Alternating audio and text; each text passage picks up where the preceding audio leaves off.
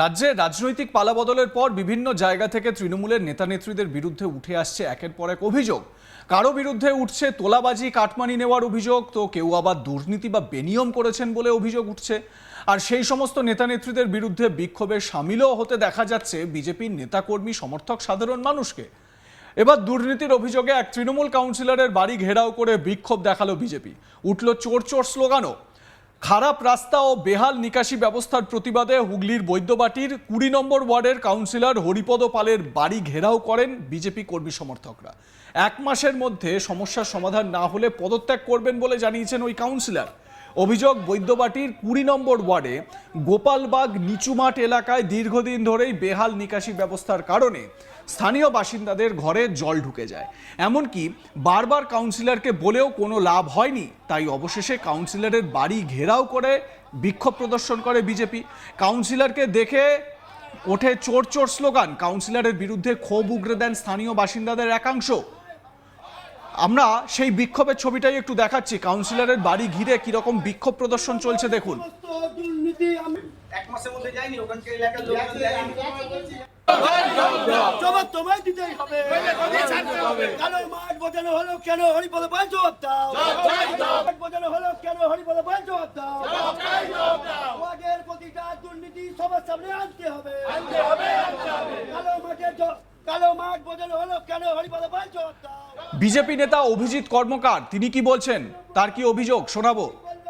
2011 সাল থেকে যেদিন থেকে দেখেছি এই পশ্চিমবঙ্গে তৃণমূল কংগ্রেস ক্ষমতায় এসছে, সেদিন থেকে পশ্চিমবঙ্গের বিভিন্ন জলাজমি বোঝানো, বিভিন্ন জায়গা বুঝিয়ে লোকের নামে বিক্রি করে দেওয়া বেনামিভাবে। শুধু তাই নয়, 2014 সালের পর থেকে এই 20 নম্বর ওয়ার্ডে একটা নতুন দুর্নীতি আমরা দেখেছিলাম। তৃণমূল আমল, সেই সময় এই ওয়ার্ডের কাউন্সিলর ছিল প্রভাস পোদ্দার। তার সময়কালে এই 20 নম্বর ওয়ার্ডের বর্তমান কাউন্সিলর সহ আরও কিছু তৃণমূলের নেতারা যারা ক্ষমতার অপব্যবহার করে কালো মাঠ বুঝিয়ে, কালো মাঠ যা আপনারা আজকে চেনেন, সেইখানে জলাজমি ছিল, সেই জলাজমি বুঝিয়ে কালো মাঠে পরিণত করে এবং প্লটিং করে মানুষকে বেচে দেয়। যার কারণে প্রতি বছরের যে বর্ষার জল যে চ্যাংড়াপুকুর মাঠের পেছনের পুকুরের জলাজমিতে জমতো, সেই জল কালো মাঠে না জমে প্রতিটা মানুষের ঘরে দ্বিগুণভাবে জমতে থাকে।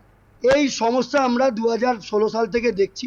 প্রতি বছরের মতো আমরা এই ওয়ার্ডের সমস্ত ছেলেরা এই সাধারণ মানুষগুলোর কাছে ছুটে যাই। আমরা নিজেরা বহুবার পৌরসভার কথা না ভেবে নিজেরা কোদাল নিয়ে ছুটে গেছি নিকাশি ব্যবস্থার সমস্যার সমাধান করতে। কিন্তু কি দেখেছি, 2022 সালের পৌরসভা নির্বাচনে এই ওয়ার্ডের তৃণমূল কংগ্রেসের যে প্রার্থী ছিল প্রভাস পোদ্দার, তাকে হারানো হয়েছিল দুটো এজেন্ডার কারণ। প্রথম এজেন্ডা, 20 নম্বর ওয়ার্ডের নিকাশি ব্যবস্থার সমাধান করা হবে উইদিন 2 ইয়ার্সের মধ্যে। মানুষের ঘরে ঘরে গিয়ে বলা হয়েছিল যে আমাকে ভোট দিলে আমি যদি কাউন্সিলর হয়ে জিতে আসতে পারি, এই 20 নম্বর ওয়ার্ডের নিকাশি ব্যবস্থা আমি ঠিক করে দেবো। কিন্তু আমরা কি দেখেছি, আজকে 4 বছর ওনার পৌর সদস্যের বয়স, কিন্তু উনি কোনো রকম নিকাশি ব্যবস্থার সমাধান কিছু করেনি। মাঝের মধ্যে শুধু দেখেছি ওই লোক দেখানো, ফেসবুক সোশ্যাল মিডিয়াতে লোক দেখানো যে আমি কাজ করছি, নাহলে ড্রেন পরিষ্কার করছি। এইটা যদি উনি কাজই করতেন প্রত্যক্ষভাবে, আজকে 2022 সাল থেকে 2026 এই 20 নম্বর ওয়ার্ডের প্রতিটা মানুষকে জলে ভোগান্তি হতো না। ঠিক আছে। আর দ্বিতীয় এজেন্ডা উনি বলেছিলেন এই 20 নম্বর ওয়ার্ডের প্রতিটা মহিলাকে যে আপনারা আমাকে যদি পৌরসভায় ভোট দেন, আমি যদি নির্দল থেকে জিতে আসি, এই 20 নম্বর ওয়ার্ডের কোনো মহিলার গোষ্ঠীর মহিলা যারা গোষ্ঠী করেন, যারা আশাকর্মী, যারা ICDS-এর কাজ করেন, যারা পোলিওর কাজ করেন, এই সমস্ত দিদিদেরকে জোর করে কোনো রাজনৈতিক মিছিলে মিটিংয়ে হাঁটানো হবে না।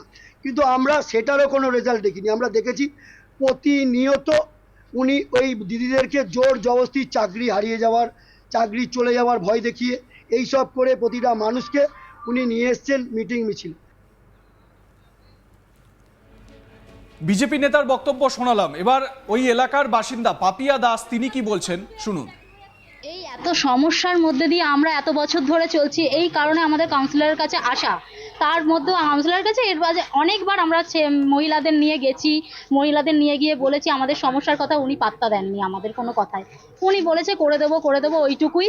যতবার সমস্যার জল, খাওয়ার জল থেকে নিয়ে রাস্তাঘাট পরিষ্কার করা থেকে নিয়ে সমস্ত কিছু নিয়ে আমরা গেছিলাম ওনার কাছে, কিন্তু উনি সেই সব কোনো দিকেই আমাদের তাকাননি। ওই দিকটা খালি সবসময় বলতো ভোটই পায় না, ভোট না পেলে উনি এখানে এলো কি করে, এই কাউন্সিলর হয়ে উনি এখানে এসছে কি করে যদি আমরা ভোটই না দিয়ে থাকি ওই গলির মানুষ? এইসব কোনো কথা হতে পারে? আজকে আমার সমস্যা, সবার সমস্যার দিক দিয়ে আমরা সবাই মিলে ওনার কাছে আসবো যে না আমরা জিতিয়েছি, উনি যাতে কাজটুকু আমাদের করে, কিন্তু সেই জায়গায় দাঁড়িয়ে উনি কোনো কাজই আমাদের সেই রকম করলো না ওই গলিটার মধ্যে দিয়ে। আজ এই জন্য আমাদের এখানে ছুটে আসা, যাতে আমাদের একটা কিছু হোক। এই নিচু মাঠটা আজ গত অনেক বছর ধরে এইরকম চলে আসছে, যবে থেকে আমি রয়েছি তবে থেকে তো দেখে আছি, আরো অনেক বছর ধরে এরকমই চলে যাচ্ছে। জল হলে মানুষ ঘরের মধ্যে জল থাকতে পারছে না, মানুষের কত কষ্ট হচ্ছে। একটা খাওয়ার জল আনতে গেলে কতটা দূর দিয়ে মানুষটাকে বালতি করে জল আনছে তবে খাচ্ছে। এদিকে 1 মাসের মধ্যে সমস্যার সমাধান না হলে পদত্যাগ করবেন বলে জানিয়েছেন ওই কাউন্সিলর। উল্লেখ্য, নির্দল প্রার্থী হিসেবে জিতে পরে তৃণমূলে যোগ দিয়েছিলেন এই হরিপদ পাল। কাউন্সিলর কি দাবি করছেন শোনাবো তার বক্তব্য। দেখুন, এরা বিজেপির কিছু 20 নম্বর ওয়ার্ডের যারা মানে দায়িত্বে আছে, তারা এরাই কিছু না কিছু কারণ না থাকলেও সাধারণ মানুষকে তাকিয়ে এবং উস্কে তাদেরকে উত্তেজিত করে তাদেরকে ফুসলে এক জায়গায় বাড়িতে নিয়ে যাচ্ছে। সেই রকম হিসাবে আমি কাউন্সিলর, আমার বাড়িতেও এসেছে। আজকে 20 নম্বর ওয়ার্ডে এলাকার মানুষ জানে যে আমি এই বৈদ্যবাটী পৌরসভার যে 23টা ওয়ার্ড, সেই 23টা ওয়ার্ডের মধ্যে সবথেকে বেশি কাজ আমি করেছি। অথচ এই সরকার ক্ষমতায় আসার পর থেকে 1 মাস পার হয়ে গেল, এখনো পর্যন্ত কোনো ফান্ড চালু করেনি। কোনো ফান্ডের ওটাকে যে সিজ করে রেখেছে, না কোনো কেউ কাজ করতে পারছে, না কেউ কাজ করবে বলে তারা সিদ্ধান্ত নিতে পারছে। এর আগে যারা কাজগুলো করেছে, যে সমস্ত কন্ট্রাক্টররা, তারা যেমন কাজ করে পয়সা পায়নি, পেমেন্ট পায়নি, পেমেন্টটাকে স্টপ করে দেওয়া হয়েছে, ঠিক তেমনিভাবে যারা ধরুন কাজ পেয়েছে, তাদের কাছে ওয়ার্ক অর্ডার এসে গেছে, অথচ তারা কাজ করতে পারছে না।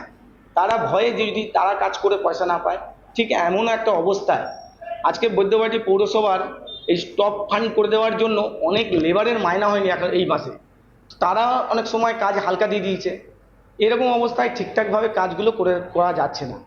আচমকা বৃষ্টি হলে আমাদের 20 নম্বর ওয়ার্ডটা ভৌগোলিক দিক থেকে একটা ফ্ল্যাট কড়াইয়ের মতো, তাই সমস্ত এলাকার জলটা আমার এই 20 নম্বর উপর দিয়েই যায়। তো অটোমেটিক একটা জোরে বৃষ্টি হয়েছে, সেই বৃষ্টির ফলে এলাকার কিছু জল জমে গেছে, সেটাকে নামতে টাইম না দিয়েই তারা বাড়ির সামনে এসে হুজ্জুতি করছে। এটা একটা বিজেপির চক্রান্ত, মানুষকে উদ্দেশ্য প্রণোদিতভাবে পরিকল্পনা করে মানুষকে বলে কয়ে উসকে সাজিয়ে নিয়ে এসেছে। আপনি বলতে শোনা। আপনাদের মতামত কি এ বিষয়ে জানাতে থাকুন, দেখতে থাকুন আজ তাক বাংলা।